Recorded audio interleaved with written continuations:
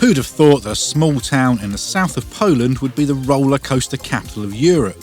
Well, that's the case with Energylandia, a sprawling theme park featuring 17 operating roller coasters plus a further 3 in construction. And what's even more surprising is that this place is not even a decade old. Hi, this is Paul from Loop Theme Park Adventures, and this is the latest edition of our grading series here on the channel, where I take a look at 4 key aspects of a theme park visit and give each of them a grade from A+ to F-, followed by an overall grade at the end. In this episode, I cast my eye over Energylandia, an intriguing mix of the world-class and the not-so-world-class. So without further ado, let's get grading.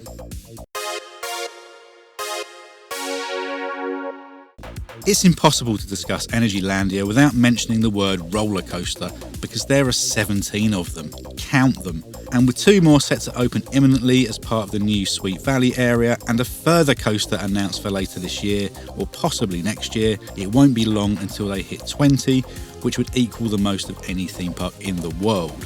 The standout here, and the reason coaster enthusiasts from around the world visit, is Zadra, a 206-foot tall RMC hybrid which lives up to the hype, especially towards the back of the train. This is backed up by a huge end-spin mega coaster in the form of Hyperion, giving them one of the strongest 1-2 punches in Europe. Abyssus and Formula are new generation Vekoma launch coasters, which also are both very good. And the Vekomas keep coming, they're everywhere. An SLC, 2 family boomerangs, a family suspended coaster, family sit-down coaster, etc. There's also a huge Intamin water coaster called Speed and a bunch of kids coasters. There are a number of flat rides on site as well, including a gyro swing, booster, drop tower, along with other theme park staples such as rapids and a log flume. They also have a hilariously bad dark ride called Monster House, which may as well be named IP infringement the ride. Recently added was the Wonder Wheel, which provides some lovely panoramic views of the park. Going with a B grade here, because while at the top end you have one of the best roller coasters in Europe in Zadra, along with 3 very other decent thrill coasters, and some of the family coasters are fun, however the volume of small and average roller coasters does dilute the quality somewhat. That being said, there is something for everyone, which is a plus point. Many of the other attractions are standard theme park staples that you could find anywhere, and their one dark ride falls into so bad it's good territory.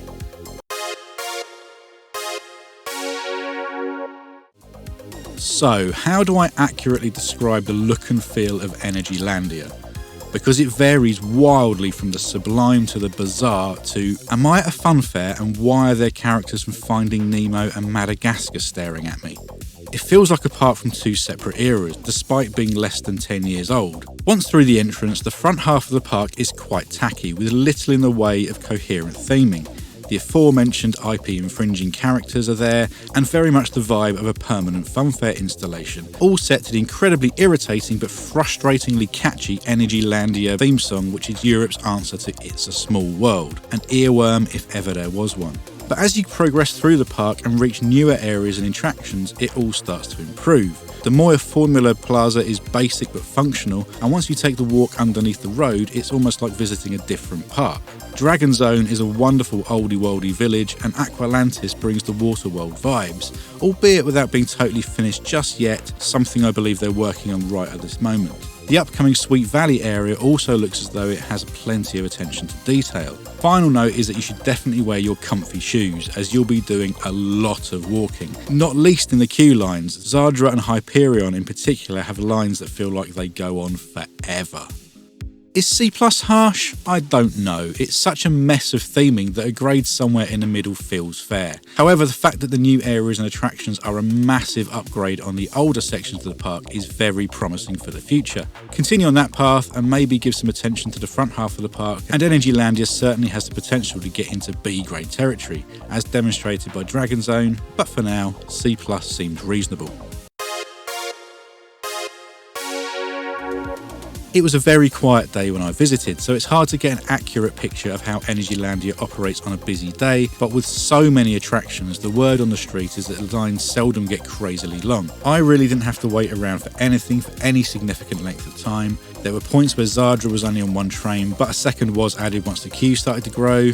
Loading times varied a little, on some rides it was quite swift and others loitered in the station a bit longer, but on the whole seemed reasonably efficient. Staff were friendly and polite, both on rides and in shops and restaurants, and many speak different languages, so you shouldn't have too many problems with communication as an English or German speaker. There are also various characters wandering around and interacting with guests. Giving this B+. Operations were generally good, although it'd be interesting to see if they upped the throughput on busier days, and everybody was welcoming and professional.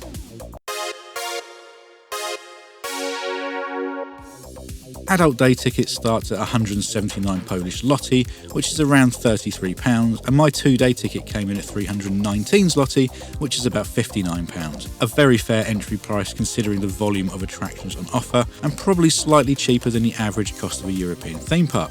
On site, it's very cheap. Whether that's purely down to the exchange rate, I don't know, but food and merchandise were very reasonably priced. Over my 2 days on site, I ate twice, bought a t-shirt, some merch and a few drinks, and I didn't even need to top up the 50 quid I'd whacked onto my currency card. You are required to use paid lockers to store your items on the major rides, but an all-day wristband for these costs 5 zloty, which is barely a quid, and that can be used at all locker stations. A+, absolutely fantastic value for money. Food and merch is cheap as chips, and the entry fee is probably less than you would expect to pay for a theme park of the scale of Energylandia. Before I give my overall grade, I'd like to thank you for making it this far. You're either very committed or you left YouTube running while you went for a poo. Either way, if you've enjoyed the video, the best way to show your appreciation is to leave a like to help us out against that pesky algorithm. And if you're new around here and enjoy theme parks, then why not subscribe to the channel for loads more content. So overall, Energylandia receives a B from me. As the rollercoaster capital of Europe, there is plenty to do here, and the headliners such as Zadra and Hyperion are world-class, top-tier attractions. It's great value and has something for all the family. This is already one of Europe's most high-profile theme parks, and if they continue to expand the way they have been, and also update the less coherent sections of the park, then Energylandia could find its way into Europe's elite in no time at all. If you've visited Energylandia, then let me know if you agree with my grades down in the comments. That's all for now. Thanks for watching, and I'll catch you next time here on Looped Theme Park Adventures.